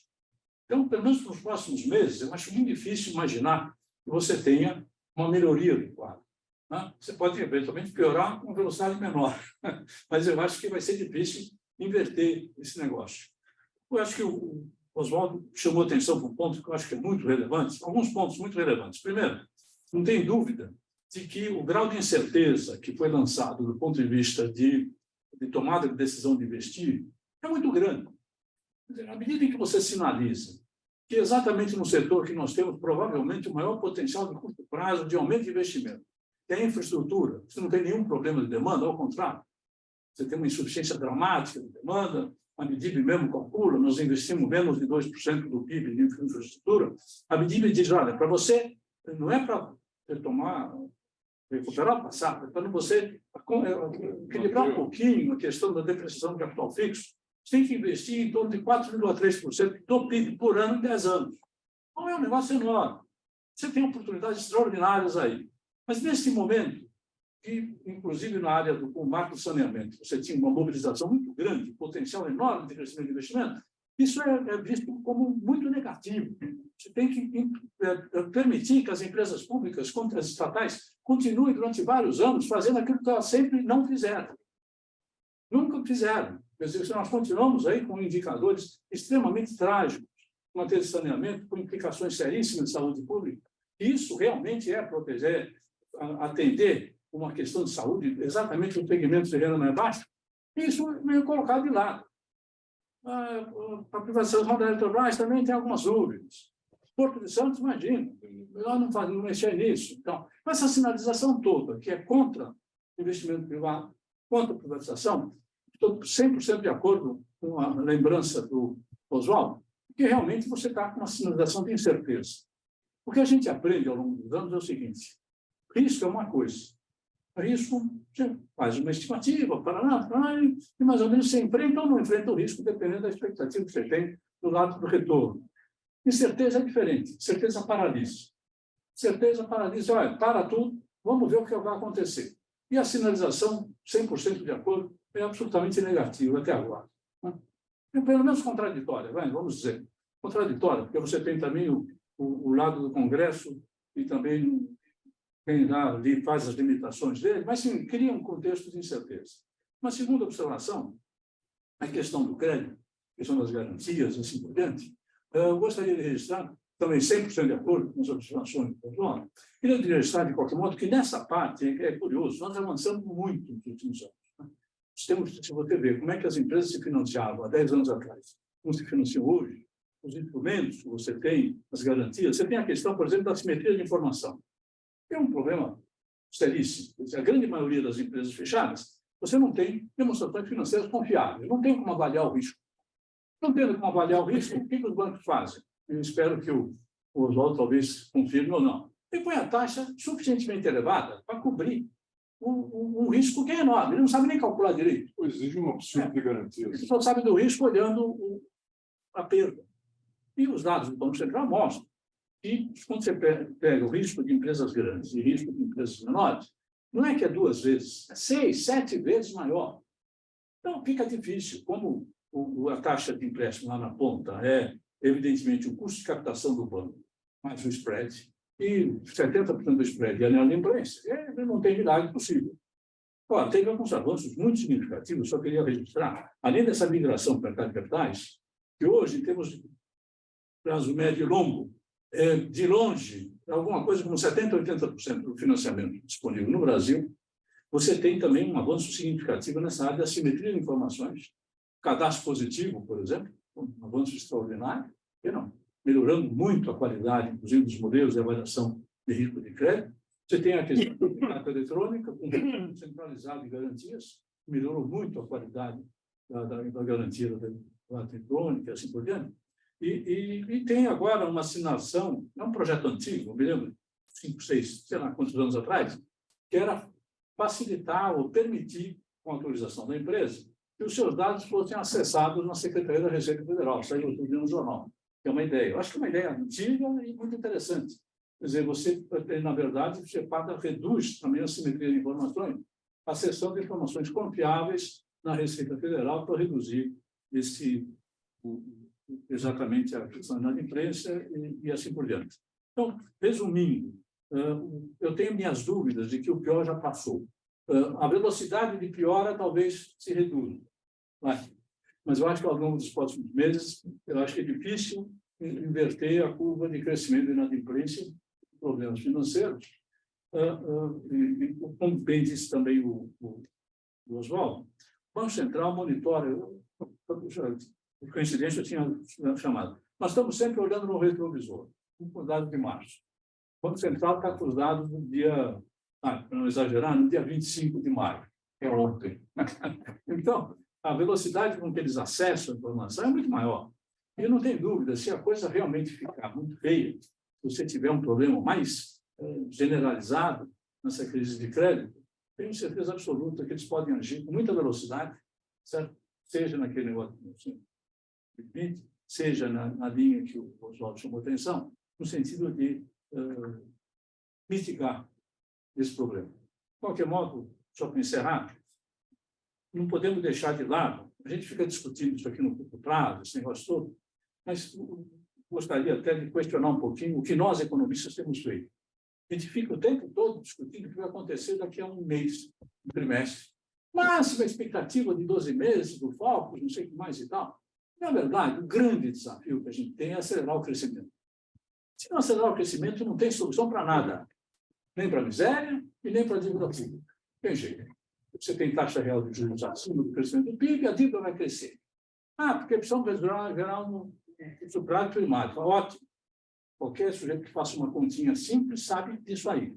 Agora, vai fazer isso aí. Porque 95% da despesa federal é obrigatória, constitucional, imexível e o crescimento real garantido. Está vendo? Como é que faz? É por isso que, aliás, estamos tomando café agora há pouco, a questão é natureza política. Cada vez que o pai tenta mexer em alguma coisa dessa, vários jatinhos aterrissam em Brasília, no sentido de evitar que essa coisa seja mexida. São interesses legítimos, não estou questionando. Só que tem um pequeno problema. Fica difícil. Fica difícil. Então, a retomada do crescimento me parece que é a saída. Aliás, não é a saída, a única saída.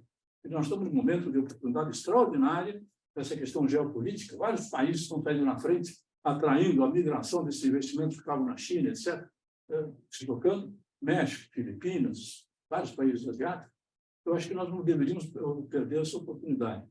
Mas é lógico, se a gente enxerga o investimento privado com alguma suspeita, fica difícil de participar dessa competição. Eu acho que é basicamente isso que eu gostaria de comentar. Obrigado, professor Roca. Eu queria alertar os colegas que a próxima reunião vai ser no dia 23 de junho. Tá bem? Essa última sexta-feira vai ser uma semana antes. Professor Oswaldo Assis, tem uma tréplica aí, alguma coisa assim? Depois eu tenho aqui inscritos o Lauro e o Edivaldo. Oswaldo. Não, muito rápido. Os números apresentados e o próprio índice nosso aqui de condições financeiras dão razão à percepção do professor Roca, que tem dúvidas sobre como vai desenvolver. Por outro lado, a temperatura que eu passei aqui de 100 graus, hoje já está em 60 graus. Então, Aí é uma ferramenta, vamos dizer, simplesmente qualitativa, mas os números dão razão ao professor Roca. Como mesmo o Oswaldo falou, fica muito difícil de saber o timing desse tipo de problema, tá certo? Não é fácil, não é fácil. Não dá para arriscar. É uma coisa que acontece com a taxa de câmbio. Você pega a pesquisa Focus do Banco Central, junta 100 economistas, passam 24 horas por dia projetando, ninguém tem coragem de mexer. Está todo mundo botando 5,20. É 5,20. Vai para 4,90, 5,20. E ninguém mexe, porque é um tipo de negócio que é de altíssimo risco. Você vai fazer aposta em câmbio, não é para qualquer um, não. Você joga na roleta, aposta no câmbio, tem várias alternativas. Cadê? Eu tenho inscritos também o professor Martoni, eu vou passar a palavra para o Lauro, Edivaldo e Martoni, junto às 3 perguntas, como sempre, daí passo para o Roca e para o Oswaldo Assis. Por favor, Lauro, aqui é muito breve, né? Você sabe disso. Lógico, muito brevemente, eu queria cumprimentar o professor Roca, que sempre faz uma apresentação brilhante, embora que minha opinião é meio suspeita, porque trabalho com ele, e o professor Oswaldo, que fez observações muito relevantes, eu concordo com quase a totalidade do que ele falou, e eu queria só atentar para um aspecto que talvez o professor Roca mostrou, mas talvez não foi tão percebido pela plateia, de que o comportamento da indústria e dos serviços é completamente diferente. A indústria está caindo 21% a geração de caixa, enquanto que o serviço está crescendo a geração de caixa. Isso por quê? Porque os salários estão crescendo 7% e o IPA está caindo 5%. Então, a diferença entre setores é muito visível. Quer dizer, você tem um crescimento da massa de renda que ainda impulsiona o setor de serviço, bastante, eu diria. Então, embora a despesa financeira seja alta, a geração de caixa do setor serviço sobe. E sem esquecer que o último IPCBR mostra um crescimento anualizado de PIB de 3,13%, maior do que os 2,9%. E veja que curioso, no início de 2021, 2022, o Focus projetava um PIB de 0,3% e aconteceu 2,9%.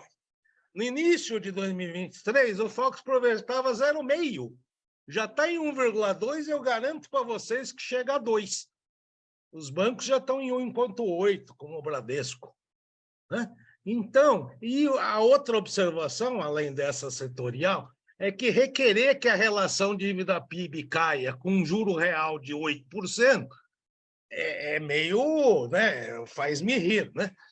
Um juro real de 8%, a relação de dívida-PIB só sobe. E aí vem uma provocação, quer dizer, será que esse juro nosso, sem entrar naquele coro que deve baixar juro por canetada, nada disso, mas me parece que nós estamos desperdiçando dinheiro com juro real acima do que deveria ser. Então, pagar 8% de juro real sobre a dívida pública é um despautério. E aí vem, por que isso acontece? Na minha opinião, acontece porque nós temos um resquício de correção monetária, que é o CDI diário no mercado financeiro, que nós nunca deixamos de tê-lo. Quer dizer, não houve, no caso do mercado financeiro, ele continua indexado à correção monetária diariamente. E, evidentemente, você tem que levar a taxa de juros muito mais do que você deveria, se não fosse assim, com outro agravante. Os rentistas, com uma taxa de juros alta, ganham dinheiro de montão. Então, você está injetando dinheiro na economia com esse juro alto. Enfim, eu não sou nenhum especialista em política monetária, mas isso me traz sérias dúvidas do funcionamento desse sistema com uma indexação monetária diária. É isso que eu queria colocar. Edivaldo. Bom dia. Queria parabenizar o professor Roca pela apresentação, como sempre primorosa, e também os comentários do professor Oswaldo, cirúrgicos. E agora, na réplica do professor Roca, ele fez uma referência ao fato de que talvez o pior não tenha passado. Eu me permito fazer uma analogia quando tem essas situações assim abruptas, sempre se faz uma analogia com um terremoto econômico, um terremoto financeiro. E é bom lembrar que mesmo depois que acaba o terremoto, tem um rescaldo, e vem pequenos terremotos na sequência. Outro problema é a gente conseguir identificar um terremoto. Se eu morasse no Japão, talvez eu estivesse tão acostumado com pequenos tremores que eu nem classificaria como terremoto. No Brasil já fica um pouco mais fácil de fazer essa identificação. O professor Oswaldo também fez um comentário de que o caso da Americanas poderia ser uma simples desonestidade contábil. Enfim, sendo desonestidade contábil ou sendo apenas a ponta do iceberg, que talvez seja porque os números do professor Roca demonstram um certo curto-circuito ali no comércio varejista. E estamos falando disso. Mas, enfim, sendo uma sucessão de desonestidades contábeis, porque, afinal de contas, logo depois da Americanas, surgiram os casos da Marisa, surgiram os casos da Livraria Cultura, que já vinha um pouco antes, da Tokstok, enfim. A minha pergunta, professor, de maneira objetiva, me permita fazer uma blague, que aí, na sequência, eu faço a minha pergunta. Certa vez, o Nelson Rodrigues disse que os idiotas iriam dominar o mundo. Não pela capacidade, mas pela quantidade. Eles são muitos. Nesse caso, a analogia é a inversa. Essas empresas de comércio varejista que eu citei, dentre outras, que talvez estejam aí prestes a vir à tona, elas podem interferir, elas podem influenciar uma crise mais generalizada de crédito. Por quê? De novo, fazendo uma analogia reversa. Não, no caso delas, não pela quantidade, mas pela capacidade. Afinal de contas, são portentosas, né? Tem grande participação. A minha dúvida é essa. Podem contaminar, fazendo uma analogia também com a física, né? A gente tem aquela expressão, o entrelaçamento quântico, quando você não consegue explicar um fator sem citar o outro. Então, assim, se já se identifica curto-circuitos no comércio varejista, e a gente está falando das grandes empresas, o professor Roca citou isso, o crédito tem uma situação pior, inclusive nas grandes empresas. Essas grandes empresas, que não são muitas, ao contrário da citação do Nelson Rodrigues, mas são potentes, são grandes, podem sim contaminar a questão do crédito. E crédito, se a gente for na origem etimológica da palavra, significa confiança, ter fé. Bom, se o crédito está restrito, significa que alguém não tem confiança em alguma coisa, em algum cenário possível. Então, professor, objetivamente é isso. Essa situação dos grandes varejistas podem contaminar o sistema como um todo? Obrigado. Obrigado, Edivaldo. Professor Martoni. Tem três pontos aqui que eu gostaria de chamar a atenção. Primeiro, a questão da crise, né? A possível crise de crédito. Uma crise financeira só ocorre se o sistema bancário for de inclusão. O sistema bancário brasileiro, aparentemente, está sólido. Então, é uma crise, eu acho que você colocou corretamente, é uma crise do setor real mesmo. Né? Então, ela vai depender da evolução da economia, né? Como é que a gente vai sair. Eu acho que, a minha opinião já antiga, eu acho que o relatório Focus do Banco Central é uma inutilidade total. Porque é uma coisa de uma amostra pequena de instituições financeiras, consultorias econômicas, tem um viés enorme, tem uma visão de curto prazo, e seria mais interessante se eles pudessem ampliar essa amostra, botar gente do comércio, da indústria, dos investimentos, do mercado de capitais, fazer uma coisa mais ampla, né? E talvez a gente pudesse respeitar um pouco mais. É por isso que o Focus tem errado absurdamente. Ele está sempre atrás da curva, vai correndo atrás dos fatos. Eu estou dizendo isso por causa dessas reestimativas de PIB. Né? Mas tudo bem, pode até o crescimento desse ano ser maior do que se imaginava. Né? Mas quando você olha no médio prazo, num horizonte de 3, 4 anos para frente, o cenário é ruim, pô. Tá certo? Esse governo está dando todos os sinais contrários. Você vê privatização, parou tudo. É porque não conseguiram reverter o que já foi. Quer dizer, é um governo de desconstrução, porra. Tá certo? Estou tentando desconstruir tudo que foi feito. O arcabouço fiscal, na minha visão, está caminhando na direção errada. Se o problema é a rigidez de despesa, vamos combater a rigidez de despesa, porra. É a origem do problema, tá certo? Para poder ajustar o orçamento federal, né? Ou estadual, que seja, né? Não, dado que é aquela coisa da inconsistência dinâmica, sabe? Dado que 95% é fixo, vamos fazer, vamos acomodar a isso. É o que o arcabouço faz. E coincide com a vontade de gastar mais. Sabe? Eu acho um desastre esse arcabouço fiscal. Desde o início. O mercado reagiu positivamente, porque ele sabia que ia mudar. Chama de ritmo de cauda. O outro risco que eu acho que nós estamos correndo, agora, no mês que vem, junho, julho, há uma reunião do Conselho Monetário Nacional para rever a meta de inflação. Eu tenho quase certeza que vai ser 2-1. Né? A Tebet e o Haddad votam para aumentar. Eu acho que 4,5 é um número razoável. E o Campos vai votar para manter. Eu acho que vai ser mais um efeito negativo. Mas, além disso, quer dizer, além da questão eu citei das privatizações, ontem o Mercadante anunciou no BNDES um novo programa de subsídio de crédito para empresas industriais. Para dar uma satisfação para a indústria, tanto foi o dia da indústria, então fizeram todo o carnaval da indústria, e o cara lançou um novo linha de crédito, diz que é TR mais 1,7% ao ano. Puta subsídio. Tá?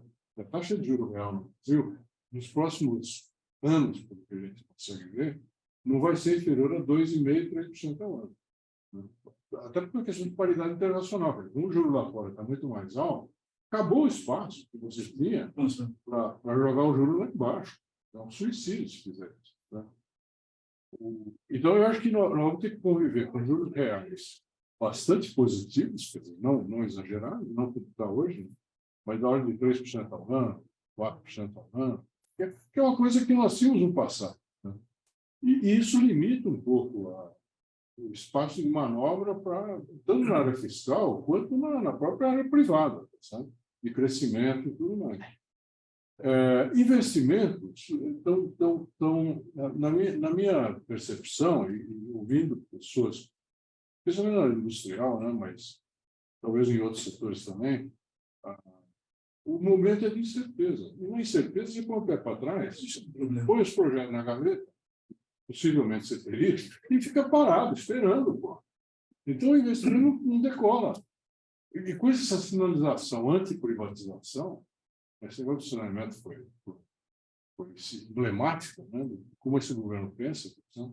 Pô, acabou, não vou fazer nada, vou ficar quieto e esperar. Porto de Santos está pronto. Eletrobras está tentando reverter, ou dar uma... Né? Essa nova política do BNDES de voltar com subsídios de crédito, né? Para os amigos. Então, não, eu gosto de você, então para você eu dou, aquele ano não dou. Os campeões, então eu vejo a armação de política econômica ruim. Tá? Né? E isso não é bom do ponto de vista do crescimento econômico. Então, eu acho que essa possível crise de crédito vai se limitar ao setor real. Eu acho que o setor financeiro vai sofrer um pouco, mas eles aguentam, sabe? Mas você pode ter um processo de depuração do setor. Esse negócio do comércio, né? Será que daqui a 5 anos esses mesmos líderes comerciais vão existir? Né? Provavelmente não. Né? Essas mudanças são até normais no sistema de mercado. Né? Sobe um, cai o outro, fecha um, abre o outro e tal. O problema é que isso causa um certo trauma mesmo. Veja, eu estou com o professor André Montoro, que vai ser na próxima rodada, o primeiro. Professor Roca, comentários do Lauro, Edivaldo e Martoni. Eu acho que foram comentários muito interessantes, muito relevantes. O Lauro destacou um ponto que nós temos até discutido entre nós. Né? É uma situação bem curiosa. De um lado, você tem um lado da despesa, aquele negócio lá que o Meltoni acabou de falar. Então, quer dizer, você tem uma despesa obrigatória, constitucionalmente e garantidamente vai ter crescimento real, eventualmente acima dos 2,5%, que é o máximo da previsão. E crescer mais de 2,5%, vai ter uma outra lei complementar que vai puxar os 2,5% para 3,2%, 4,8%, sei lá. Nada a fazer, de um lado. Então, com isso, você vai ter crescimento da massa da dívida. Você vai ter que disputar a poupança. Poupança, como a gente sabe, tem poupança doméstica, mas poupança externa, tem um certo limite. Tá?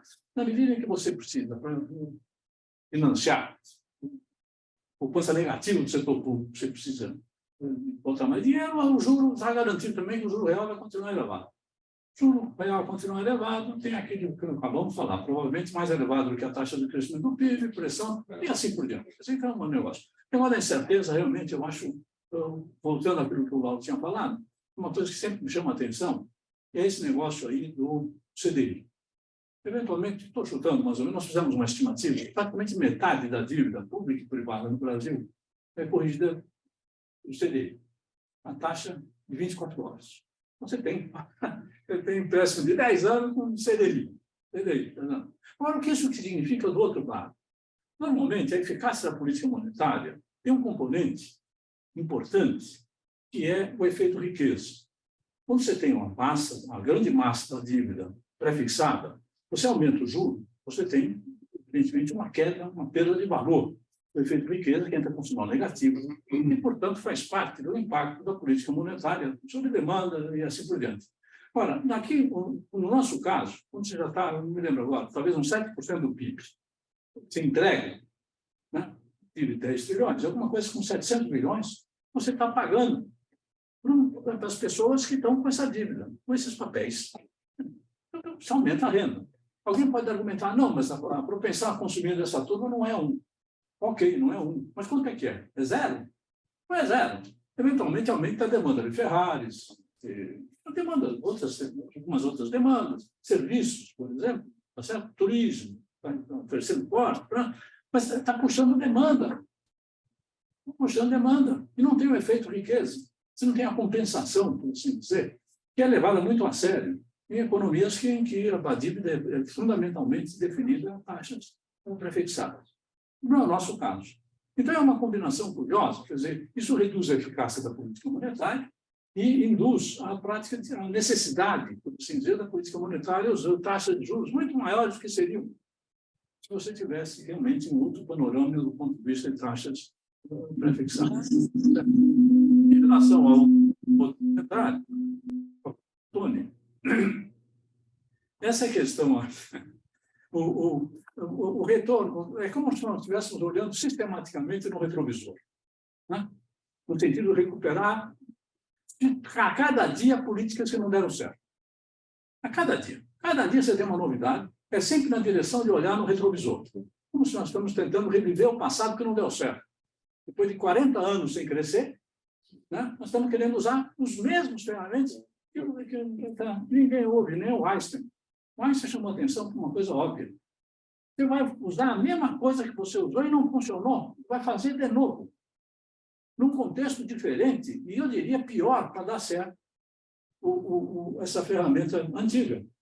E não olhamos para fora, estamos abrindo mão, eventualmente, de uma oportunidade extraordinária de você crescer 3%, 4%, 5% ao ano.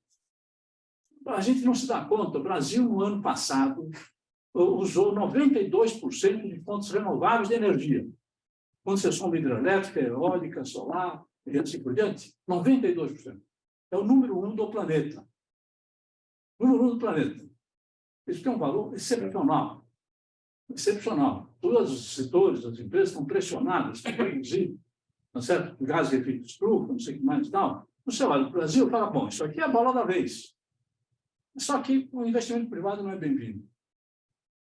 E vamos crescer com o aumento do investimento do governo federal, que é 0,7%. É o governo que cria riqueza, mas... É 0,7% do PIB. 0,7% do PIB. Bom, mas, enfim, vai um registro... Estamos nos distanciando um pouquinho do foco principal. Né? Do foco principal da palestra. Lógico. Estamos focando a questão do... E todo mundo está consciente, se você não acelerar o crescimento, você não resolve problema nenhum. Nem da miséria e nem do fiscal. Ponto. Oswaldo, você quer complementar alguma coisa? Muito rapidamente, Hélio. Primeiro, a colocação que o Divaldo fez, se as empresas, outras varejistas, podem contaminar o ambiente de crédito. Divaldo, aí a minha resposta é assim, bastante prática. O sistema bancário já teve tempo suficiente, depois do ocorrido no americano, para revisitar todos esses créditos. Ou, eu sei o que aconteceu aqui no meu banco, mas ou reduziram os créditos ou conseguiram garantias. Dito isso, tá certo? Precisa acontecer alguma coisa nova para detonar. Acredito no funcionamento do mercado. Tá certo? A outra questão do Lauro, por que da taxa de juros, e o Roca também alta, e o Roca também colocou isso, realmente, a gente tem uma indexação. Essa indexação, para mim, é muito clara as consequências dela. Tem a consequência negativa que você apontou, Laura, mas foi essa indexação que permitiu que não acontecesse no Brasil o que aconteceu com o sistema financeiro na Argentina, que não existe. Lá, por não terem conseguido, tá certo, dar uma alternativa para a alocação da poupança financeira, a economia foi dolarizada. Por outro lado, é um paradoxo interessante, tá certo? Essa questão do efeito riqueza. Se o governo mantivesse esse mesmo nível de endividamento, mas não fizesse as operações indexadas em CDI, o custo de rolagem da dívida seria muito maior. Eu queria aqui só... mas esse é um outro debate, que fica para outra hora, mas é uma coisa interessante. Eu só queria aqui fazer uma homenagem para um ex-colega nosso, que é o Rubem Dario Monacid, que deu a ideia de fazer as letras do Banco Central indexadas do CDI. No fundo, é a menor taxa possível. Se você fosse vender esse mesmo volume de taxas, esse mesmo volume de dívida, a prazos de 30, 1 ano, 2 anos, coisa, meu amigo, assim. Ainda é impossível. Está certo. 100% de acordo com a observação do Oswaldo. 100% de acordo. Realmente, o que tem é uma carga de dívida que não dá para sustentar com o nível de renda e a poupança gerada no país. Só isso.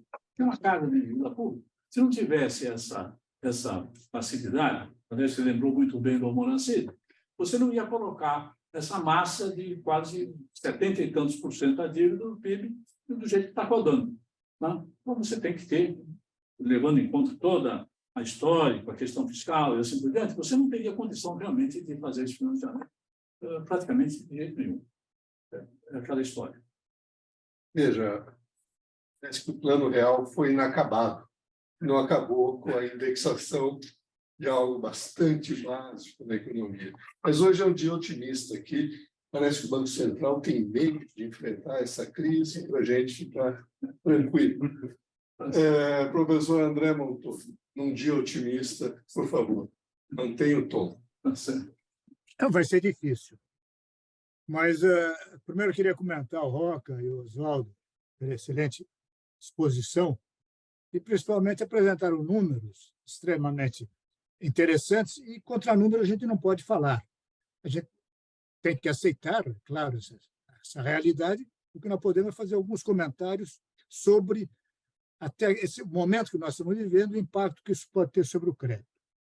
Primeira coisa, Roca, você acabou de falar da grande vantagem do Brasil de energia limpa, que as fontes, 80%, as fontes do Brasil é limpa, etc. Agora, qual é a política do governo? Para fora, palavra favorável ao meio ambiente. Dentro, abaixar o preço do petróleo, proibir a exploração lá no Amazonas e subsidiar o consumo do petróleo através dos carros. Quer dizer, é uma coisa absurda. É uma contradição total. O que a Marina está fazendo lá? Então, você está estimulando o preço do petróleo, gasolina baixa, vai estimular a produção de carros, os dois lados, estimula o consumo, estimula a população, de algo que no mundo inteiro todo mundo está querendo acabar com esse carro movido a combustíveis fósseis. E o Brasil está entrando nessa linha. Segunda coisa, a respeito do arcabouço fiscal. Eu tenho uma dúvida, que eu não sei se eu li certo ou não, mas eu vi que tem uma parte das despesas que são controladas, que pode ser até 70%, 2,5%, 1,5%, etc. E tem outra parte que é livre, que são aquelas exceções, são grandes. Essa parte livre tem um desempenho qualquer, quer dizer, pode crescer à vontade, então não tem arcabouço. As despesas importantes foram isentadas do teto. Então, não existe, no meu entendimento, se eu entendi certo o que está sendo falado. Não há nenhum freio para a despesa, porque a parte livre está aberta. Então, com isso, a dívida que cresce, que é 80%, 70%, não é só dessas despesas não gastos, como que é o Lula, tá certo? E de tudo, todo o dinheiro que entra vai. Então, aí, o déficit, algum tempo a gente falava em superávit primário, hoje a gente tem que falar em déficit primário, né? Porque superávit é um sonho difícil de ser conseguido. E a segunda, outra coisa que eu queria falar, que é a última, é a respeito, que já se colocou aí várias vezes, da taxa de juro real no Brasil ser 8%. O que isso é os 13,75 menos a expectativa de crescimento do IPCA. Eu vou dar um exemplo. Vamos dizer que mulher de nós aqui resolva comprar um presente, um vestuário, qualquer peça, ou mesmo sapato para seu marido. Ela acompanha, em geral, quem compra se está acompanhando, e está vendo que esses bens estão crescendo a taxa de 15%. Não 6, 7, como é a média. Se ela esperar que isso vá continuar, a taxa de 13,5% para ela, da Selic, é negativa. Para ganhar mais comprando logo do que ganhando esse rendimento. Então, essa história da taxa de juros, e até pessoas, prêmios nobres andaram, mal informadas andaram falando isso, na verdade, não é essa a realidade. E esses bens aí são bens cuja demanda está aumentando constantemente, continua crescendo, são bens mais ligados ao mercado de trabalho, à massa salarial, que está crescendo bastante. O que cai é o transporte, o que cai é a gasolina. Para poluir mais o mundo, tá certo? Caiu bastante a gasolina no Brasil nos últimos tempos, que puxou, desde o tempo do governo anterior, do Bolsonaro, que puxou e segurou a inflação. E é o que está segurando o IPCA. Esses outros bens e serviços continuam aumentando muito mais. Então, a expectativa não é 5%, 6%. Eu acho que é muito maior aquela realmente do comprador e que acaba sendo uma taxa de juros real muito menor e, para alguns tipos de bem, até negativa. Não sei se vale muita besteira, mas eu podia ajudar vocês aí, cumprimentando os dois e os outros que interviram com questões bem interessantes. Não fui otimista, não, né? Não tenho mais ninguém inscrito. Tem uns 2 minutos para terminar a sessão. Roca e Oswaldo, por favor, tem a palavra para Muito bom. cuidar das questões aí do André. O Roca falou aqui muito bom. Oswaldo. Oswaldo.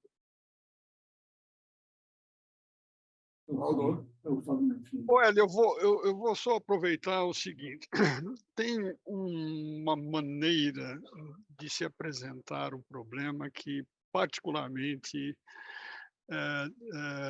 me chama a atenção, né?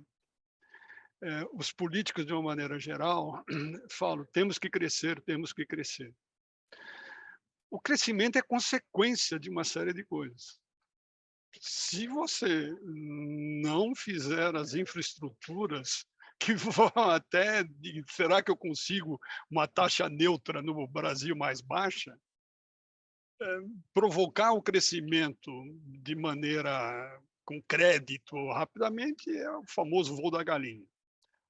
Isso é uma coisa que os economistas poderiam colocar com muita clareza para os políticos. Crescimento é consequência do que eu faço. E nós estamos, no Brasil, provavelmente errando durante 40 anos. O PIB per capita está praticamente estagnado dos últimos 40 anos. Eu só aproveitando isso, velho. Obrigado. Roca, por favor. Ok. Bom, queria agradecer mais uma vez a oportunidade de estar aqui na FIP. Só 2 comentários muito breves. O Montoro chamou a atenção de um desafio que todos nós economistas de convencer as respectivas esposas, filhos, de que essas taxas de inflação valem qualquer coisa. Ninguém acredita. Ninguém acredita. Você chega, não, porque o IPCA caiu para não sei quanto. E todo mundo ser contestado na hora, com números do supermercado. Não é de louco. É um período difícil para os economistas, porque é uma mudança dramática de preços relativos. Esse é que é o problema. Os preços variaram de modo muito diferenciado. Então, dependendo do produto, você prova qualquer negócio. Eventualmente, eu provo que está tendo deflação e o outro está dizendo que você tem uma grande explosão inflacionária. E um último comentário só. Essa questão do crescimento, que eu acho que incomoda todos nós, está certo? Quando há 40 anos que você não consegue decolar, você compara com a Coreia, que estava igual a nós 40 anos atrás, está lá em cima. Tal. E não pode esquecer um ponto muito importante, e é muito antigo também, é que todo mundo sabe, o maior componente de crescimento da produtividade é a inovação. Por que as empresas investem em inovação? Acho que é uma pergunta interessante. Aí você vem, desde lá, o começo do século XX, já se sabe disso aí. É a questão da destruição criativa. As empresas só investem em inovação para ganhar mercado, para se manter competitivas e ganhar dinheiro. Agora, num ambiente não competitivo, com alta proteção, você garante que não há menor indução de investir em inovação. Aí não adianta ficar criando programinha de inovação daqui, aí dá R$2 para um, R$3 para outro, para inovar. A inovação, de novo, aliás, chegando naquilo que o Oswaldo falou, inovação é um produto. É o produto do contexto competitivo em que as empresas se interessam em botar dinheiro para inovar. E aí aumenta a produtividade. Se você não cria esse quadro aí, é difícil. Agora, a dificuldade de você integrar a economia brasileira na economia mundial é enorme. Agora, esse é um dos componentes que os nossos referiram que está por trás do crescimento. Muito obrigado mais uma vez. Obrigado, Roca. Nós não sabemos como fazer crescer. Infelizmente, isso está fora do alcance dos economistas. Obrigado, colega. Nós até achamos que sabemos. O difícil é que é uma questão política, é um outro critério. Não somos nós que decidimos. Nós não sabemos. Parabéns. Obrigado, Roca. Obrigado. Esse negócio tem calço fiscal, né? Bom dia a todos. Tchau, Oswaldo. Obrigadão, hein? Um abraço. Obrigado, Oswaldo. Foi um prazer. Obrigado, Roca. Prazer em falar.